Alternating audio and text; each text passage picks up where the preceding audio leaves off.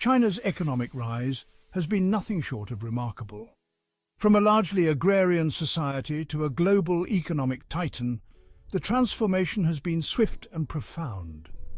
For decades, the country has experienced unprecedented growth, pulling millions out of poverty and transforming itself into a global economic powerhouse. Cities expanded at an astonishing rate and new industries emerged, creating a dynamic and rapidly evolving economic landscape.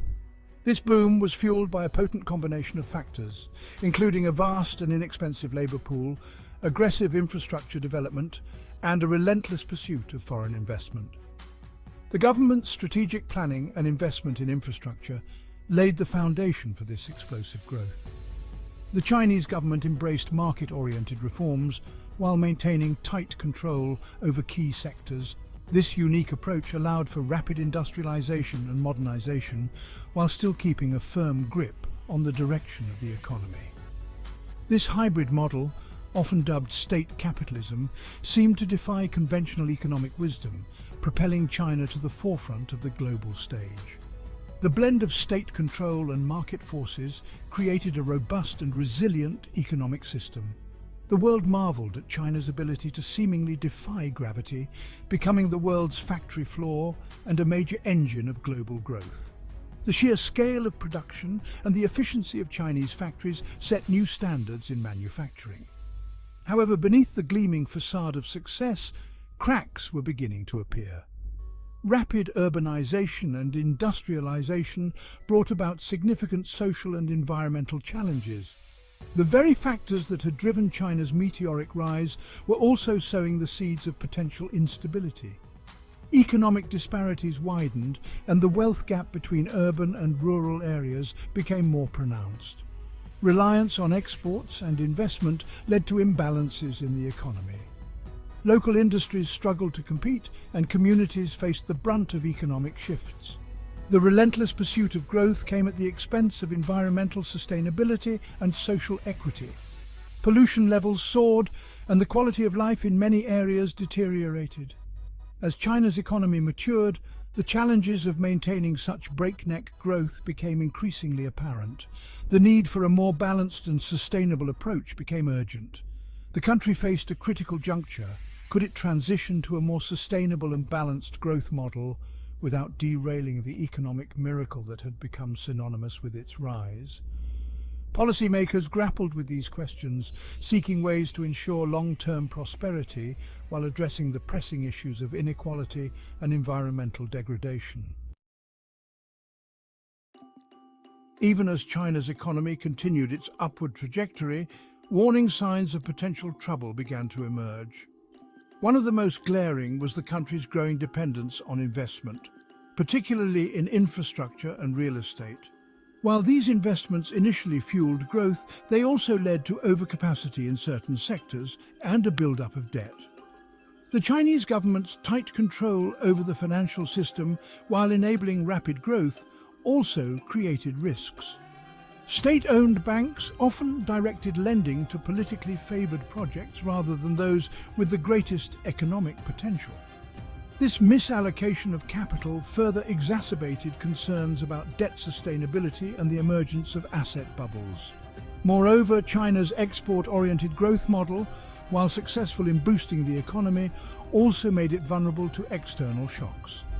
The global financial crisis of 2008 exposed this vulnerability, highlighting the need for China to rebalance its economy towards domestic consumption.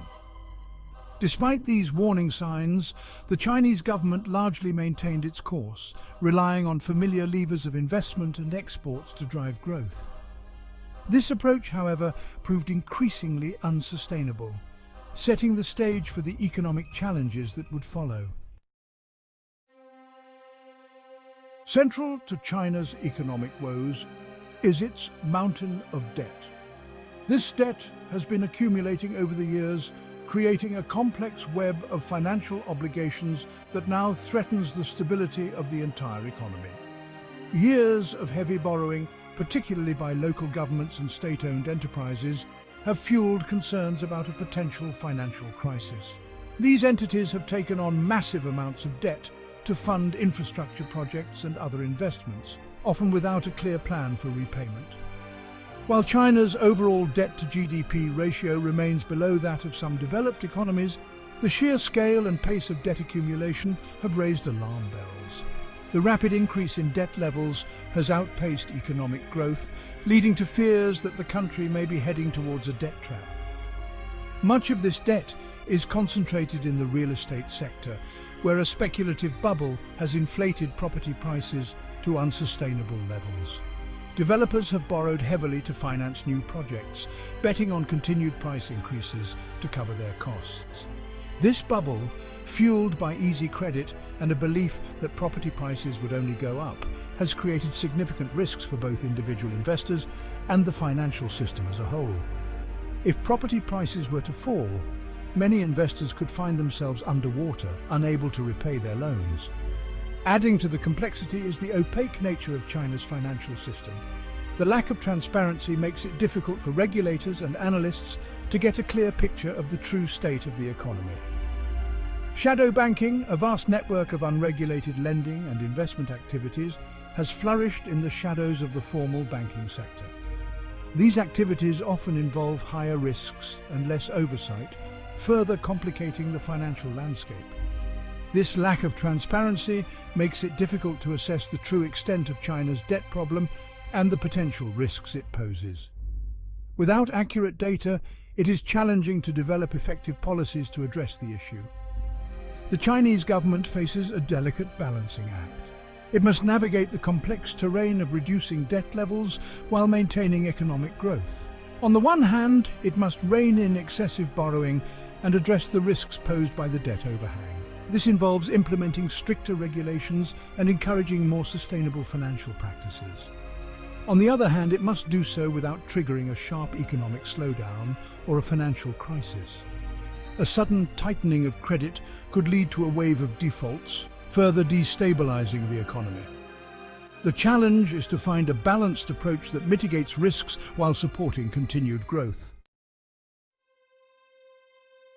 For years, China's property market was a symbol of the country's economic prowess.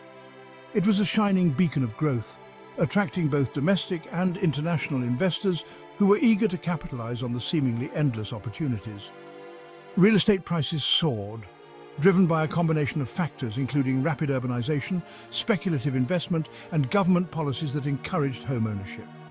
Cities expanded at an unprecedented rate, and the skyline of urban centers transformed with towering skyscrapers and sprawling residential complexes. However, this boom proved unsustainable, and the bursting of the property bubble has become a major drag on China's economy. The once thriving market began to show cracks, revealing the vulnerabilities that had been masked by years of rapid growth. The consequences of this downturn are far-reaching. The ripple effects have touched nearly every sector of the economy, from construction and manufacturing to retail and services. Individuals who poured their savings into real estate have seen their wealth dwindle, leading to a decline in consumer confidence and spending. The dream of home ownership has turned into a financial nightmare for many, eroding trust in the market.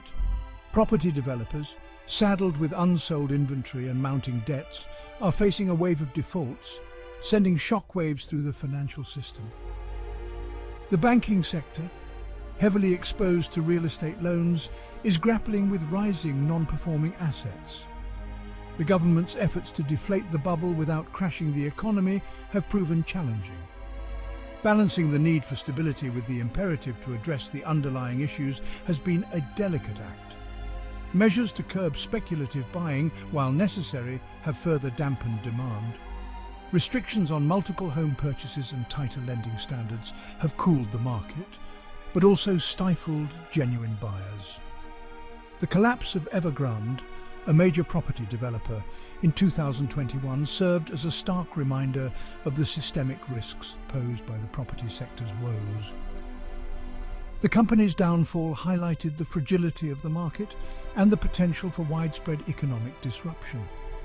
The unwinding of China's property bubble is a complex and ongoing process. It involves not just economic adjustments, but also social and political considerations, as the government seeks to maintain public confidence and social stability.